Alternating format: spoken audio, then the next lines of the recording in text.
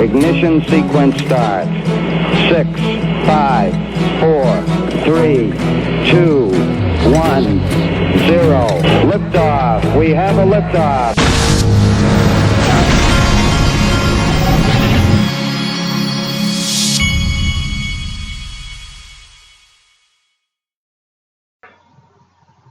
Hey everybody, this is the Digital Asset Investor, and this coffee is good.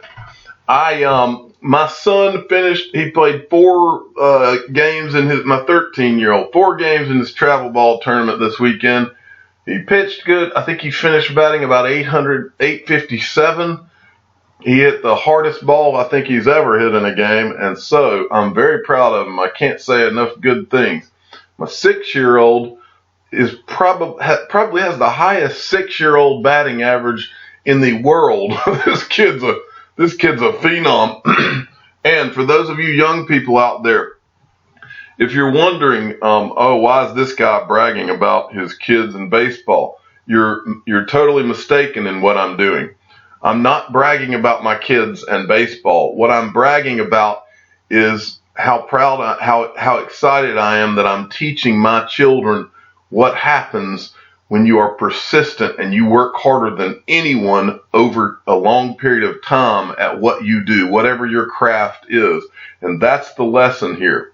I've never told one person in my life that, hey, my kid's just one of these, he's a great athlete, he's a natural athlete, because I think that's a bunch of bull. What matters in life, that for every natural athlete, there are millions who don't have those gifts, and that a natural athlete, that's even at the major league level, or whether it's you ever heard anybody say, "Oh, he's a natural doctor"? There's no such thing. To be great, it takes a lot of hard work and persistence, and then I think a lot of times people say, "Oh, he just had a gift." Bull. Most 99.9% of the people that do anything, it has nothing to do with a gift. It has to do with working their butt off and being willing to make sacrifices that other people are not willing to make in life. That's the difference. That's what excites me about my kids. My kids, my 13-year-old's probably one of the lesser athletes of all the kids he's around. But he literally had a kid turn to him in his game today or yesterday and say that if they had a whole team full of him, they would definitely win all their games.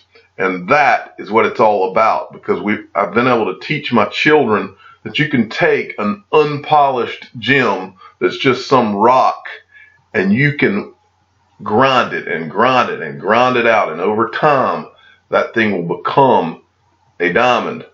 Period. That's what it's all about, folks. Okay, XRP Crypto Wolf at XRP Crypto Wolf sent me this.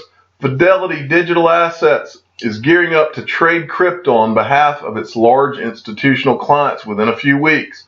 Fidelity's custody business for BTC has been up for months. Now the firm will help those clients trade in the cryptocurrency market. And then he goes on. This is from the article. We will continue to roll out our services over the coming weeks and months based on our clients' needs, jurisdictions, and other factors. Currently, our service offering is focused on BTC. We currently have a select set of clients we're supporting on our platform. More institutional investors are engaged with digital assets directly or through service providers as the potential impact of blockchain technology on financial markets becomes more readily apparent. Fidelity Digital Assets President Tom Jessup commented in a press release. This is big, folks. Now, initially, this is going to be over-the-counter trading, but these are all steps, just like initially it's going to be Bitcoin. I believe, always have believed and said, that this over-the-counter business is all the setup to all of these people bringing their retail clients to the party. I believe that the wealthy have and always will be in the game ahead, and I believe that the whole game has always been. And I've told you that when I was at Morgan Stanley, the best example is with initial public offerings. The way that it always worked with initial public offerings when I was with Morgan Stanley is the wealthy clients were able to get in the initial public offering before that it hit the market. Well, why do you think that is? That's because for years and years and years, these big investment banks and stock brokerage firms, that's how the wealthy stay wealthy, folks. Over the counter is nothing more than a creation of that. It's to keep the wealthy wealthy. It's a game. This is all a game. And the beautiful thing about digital assets is that because of the nature of digital assets and because this was born before Wall Street ever was involved, people who aren't traditionally wealthy, those of us who were just paying attention, were able to get in ahead of time. And so this is the one time in my lifetime that I saw an opportunity for average people to beat the wealthy to the punch. That's what this is about. That's what's been done. And now we're having to be patient and sit on the sidelines and watch these juggernauts do what they've been doing for 50 plus 100 years. And that is to position all of their wealthy people for the final wave, which is the bulk of the retail investors and maybe some of the smaller institutional investors. All right, wanted to show you this. Website expired. Remember last week we talked about Backed and how Backed, the CFTC was waiting to approve Backed. They would not approve Backed to begin their operation.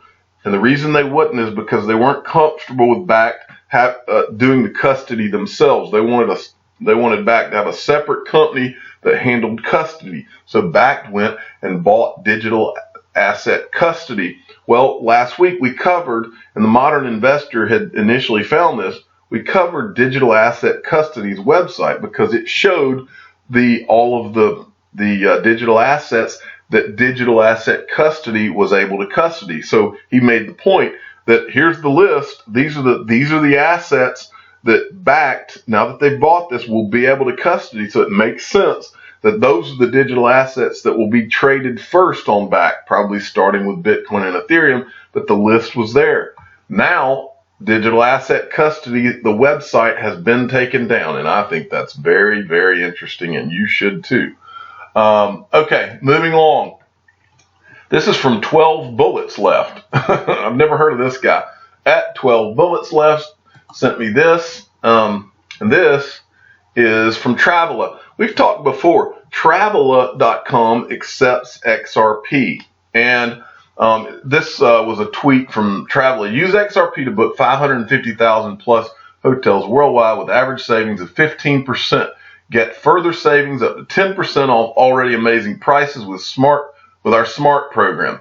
I'm thinking about going and signing up for Travela because I plan on doing a lot more traveling in the near future. But this is just a tweet from them, and they had run a contest, and this guy had won. But I just wanted to, anybody who is helping with the adoption of XRP, I like to plug every once in a while. I do not make any money off of Travela. Next, and I also do not make any money off of Crypto Man, but he is putting out such quality things, and I wanted to give him some credit. Coming to Crypto Man, he's cryptooeman.com. Coming to Crypto Man soon, and he's going to have collared shirts.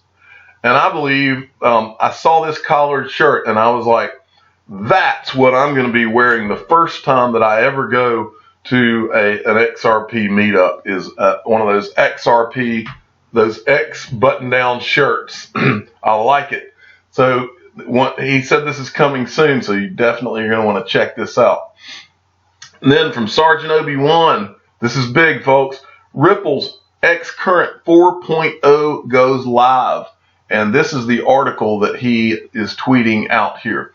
Ripple's xCurrent 4.0 goes live. User upgrade currently in progress, says CTO David Schwartz. And look at this. This is cool. He confirmed on Twitter that Ripple's xCurrent 4.0 is live. It's live. We're working to get all customers upgraded, but it's a complex process. Multi-hop, X-Rapid support, much easier peering, and much easier customer integration process are the major new features. Now, when I read that, folks, what I'm reading him to say is, and this is what would totally make sense. I believe this is what Ripple is doing. Over time, they're making the interface for these banks and the payment companies, it's going to become more and more seamless to make the jump from using xCurrent, which does not use XRP, to using xRapid. And I believe that one day it'll just all be one thing, and it just happens. Now, that day can't happen until all the regulations in all of the different places where all these banks are operating with regard to the use of cryptocurrencies are ironed out. But that's what this is all, that's what a lot of this is about, not all. But anyway, I just thought this is a big deal, though. He further stated that upgraded version on xCurrent would allow, let's see, that's more or less what he said there. So that kind of speaks for itself. All right, moving along. And this is, I got this video at 10 minutes, so I'm going to cut it short here in a second.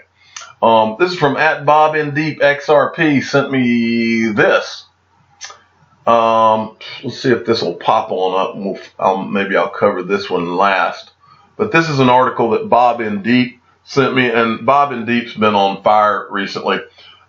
New York Attorney General seeks release of Tether docs in Bitfinex case. And what they're wanting, I think, this Tether thing with the Bitfinex people, they're wanting to find out what the deal was between Bitfinex and Tether, because the perception that was put out all along was that Tether was tied to the dollar, and that they were keeping 100% reserves, and $1 for every Tether. And I think that the Attorney General's trying to get to the bottom of this. Then I got this from NBK Crypto @NBKLYRAD sent this. Now this really makes me nervous, folks. I'm going to be honest with you. And I'm not saying anything bad about Bitfinex, but it says Bitfinex issues details for $1 billion token sale, exchange plans to use money to cover frozen funds. Crypto exchange Bitfinex will conduct an initial exchange offering aiming to raise $1 billion according to details from an upcoming white paper reviewed by the block. The final version of the white paper is still under review. The exchange tokens, dubbed Leo, would first be offered to private investors, then subsequently open to the public after May 10th. Well, folks, I can promise you one thing for 1,000% sure.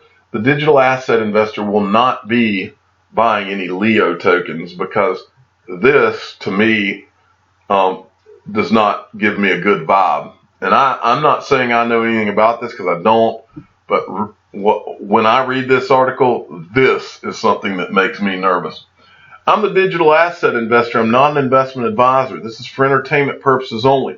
Please subscribe and hit the like button, and tell your friends and family that the digital asset investor will not be buying Leo tokens. Thank you for listening.